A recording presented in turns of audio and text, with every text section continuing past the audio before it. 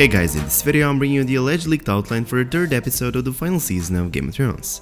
As I did for the two previous episodes, I will share the outline for episode 3 and will provide you some evidence that support many of these events actually happening during season 8. Anyways, this leaked outline of episode 3 claims that episode 3 opens up in the crypts of Winterfell. Horn is being blown. Howland tells Jon the truth. Jon rushes out of the crypts. So basically episode 3 starts where episode 2 ended. Horn is being blown. Howland finishes what he started, reveals Jon Snow the truth behind his parentage before Jon rushes out of the crypts. For better or not, it's not the army of the dead who is arriving in Winterfell, it's Cersei's forces. The outline says young Greyjoy and Harry Strickland arrive at the Golden Company, 20,000 infantry and cavalry accompanied by the war elephants. Jon asks Tyrion if he's sure they are here to help and not to destroy them. Tyrion assures him. Bran has a vision. We learn the letter Cersei received in episode 2 is a letter from Winterfell, written by her brother Tyrion. We learn Tyrion betrayed Dany. Bran's vision is about what Tyrion told Cersei off camera during their meeting. The scene goes something along the line, "Tell me Tyrion, what do you really want?" Cersei asks Tyrion. Tyrion responds with, "Our father once told me a good man does everything in his power to better his family's position regardless of his own selfish desires. I believe I'm a good man. I want our family to rule Westeros with me being its king until your child comes of age." "Why?" Cersei asks Tyrion. Tyrion replies with, "To defend the Lannisters. To defend my blood. I might be the lowest of the Lannisters, but I'm still one of us." Cersei responds to that with, "And you expect me to march my armies north? I have to disappoint you, little brother, for that will never happen." Tyrion answers with, "On the contrary, you and I share the same thoughts. If Jon and Dany are not strong enough to deal with the dead, our forces will not make a change. What we could do is build our armies while they are sacrificing theirs." Cersei says Euron is sailing his iron fleet to Essos. "We have the backing of the Iron Bank. Their gold bought us the largest sell-store company in this world, the Golden Company." Tyrion says to that, "Good.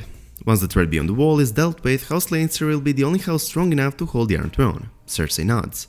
Tyrion continues with, "After the Great War is over, and it will be over, and when they come south for you, and they will, we will be ready. Jon and Dany will march to their death, for we will be far superior." Cersei smiles and asks, "What about Jaime?" Tyrion responds, "I love our brother, but Jaime's an idiot. Our father knew it, you know it, I know it. Jaime will not see this as an opportunity for our family to build a legacy that will last for 1,000 years. When Jaime finds out you do not intend to march your armies north, he will abandon you and he will march to Winterfell by himself. You will let him go." Once out of his trance, Bran orders Sam to find Jon Snow. Sam tells Bran that Cersei forces just entered the gates of Winterfell. Bran knows Cersei's forces are not here to help them, but it's too late now. So basically what's going on is Bran realizing that he was wrong when assuring Jon and Dany that Cersei's forces are coming to their aid. Bran saw Cersei's army sailing north, the news which he shared in earlier episodes at a huge meeting in Winterfell. But what he did not do is check if they are truly coming to their aid, or at least he did not up until it was too late. Jon Snow and Tyrion welcome Cersei's forces. Euron and the Golden Company start destroying the Unsullied and the Northerners at Winterfell, both armies mostly unarmed. Euron holds a horn and asks where the Dragon Queen and her dragons are. Euron has blue lips as blue as White Walker's eyes. Dany and her dragons are not in Winterfell. Ghost fights alongside Jon Snow. Euron kills Ghost. The battle for Winterfell ends with Euron capturing Sansa Stark. I thought Cersei's forces would wait for the army of the dead to attack first, and then attack and destroy the winning army. But in this alleged leaked outline, Cersei's intentions turn out to be quite different and interesting. Cersei used Tyrion to assure Jon of her good intentions, then sent armies north and Winterfell basically opened its gates, welcoming them inside. Cersei's armies then surprise attack Jon and Dany's unarmed armies, probably destroying huge portion of it until capturing Sansa and ensuring safe passage back to the ships, taking Sansa at King's Landing. By doing this, Cersei secured her position on the Iron Throne for a bit longer, as Jon and Dany cannot attack her now, nor can they use dragons to burn her down in her keep. In theory, they could do both of these things, but in that case, Sansa dies as well. So basically Cersei is protected as long as she has Sansa in her dungeons. Perhaps that's why Jon Snow will go south to parlay with Cersei Lannister in the upcoming episode. I cannot help but think that Sansa herself foreshadowed this in the previous season when explaining to Brienne why she's not going to the Dragon's meeting. She said, "I will not set foot in King's Landing while Cersei Lannister is queen. If they want another Stark prisoner, they can come take me. Till then I will remain where I belong." Another interesting thing in this part of the outline is Euron having a horn and looking for Dany's dragons. We have never seen this horn in the Game of Thrones show, but in the books Euron has this exact horn and he claims it to be a dragon horn that is used to control dragons. Back to the outline. After Euron and the Golden Company went to the ships, Winterfell faces another battle. The army of the dead arrives. Winterfell is somewhat ready. The remaining Northerners fill dragonless weapons. Grandmen and the Unsullied, what little is left of them, carry dragonless tipped spears. Archers have dragonless arrowheads. The Dothraki and the Knights of the Vale have dragonless tipped lances.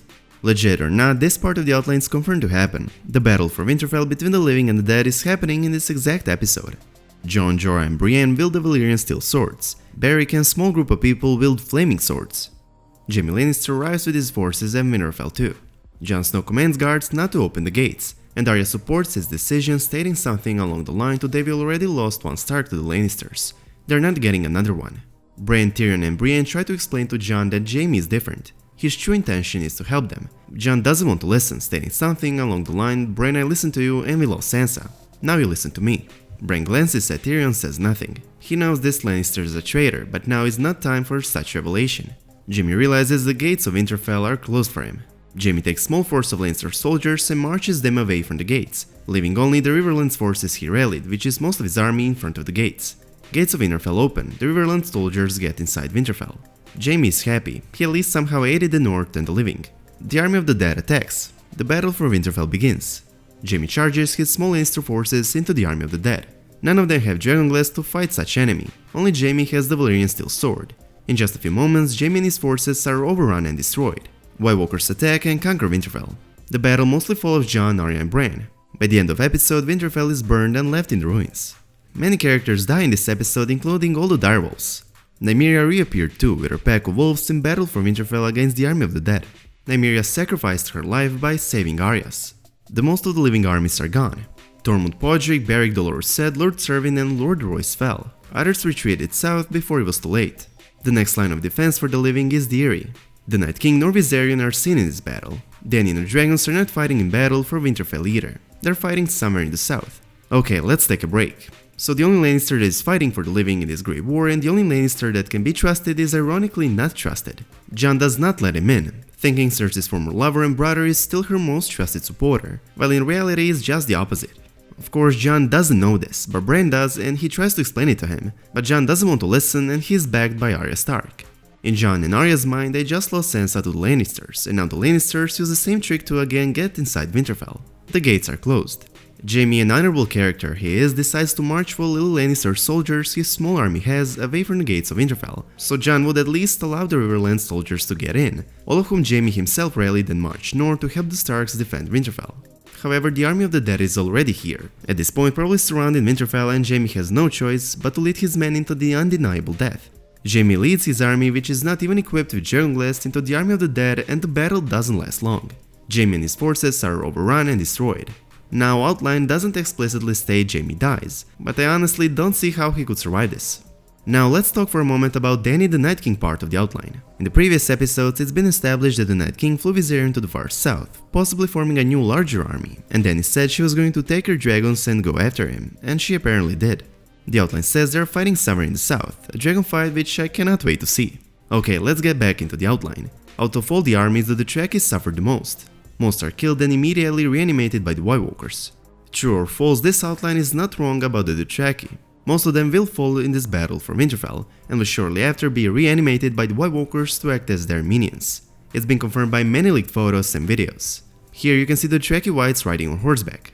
We've never seen a White riding a horse, nor did we know it's even possible, but it's going down once the Dothraki become part of the Night King's army. These are definitely the Dothraki Whites. As I pointed out in my previous videos, these are not the White Walkers who have already been seen riding horses, as during the filming the White Walkers are just guys in prosthetics and makeup, except for their blue eyes which are added in post-production. The green suits like the ones we can see on this Dothraki, however, are used for Whites.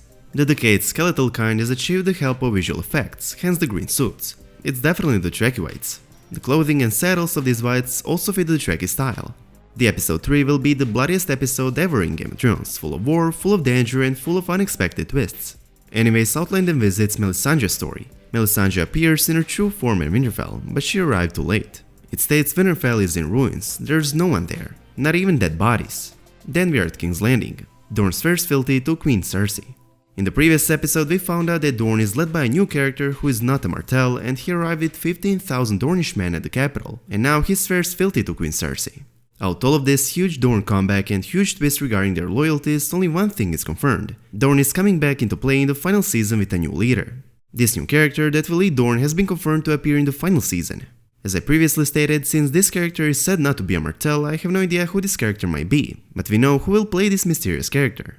Toby Osmond is casted for a royal role, and I think he might be playing this new Dornish leader. who will seemingly rally Dorne and get 15,000 Dornish men to the capital to swear fealty to Queen Cersei. The episode 3 ends with Tyrion bringing Sansa to Cersei. Probably for the very first time since I've been sharing leaked outlines, I can say that I actually want this alleged leaked outline to turn out to be legit. This episode is full of war, battles, some unexpected, some not, full of danger, betrayal, deaths, and unexpected twists. Please let me know your opinion about all of this in the comment section down below. And as always, I hope you guys enjoyed this video. If you did, please make sure to subscribe to our channel, and I hope to see you in the next one. Peace.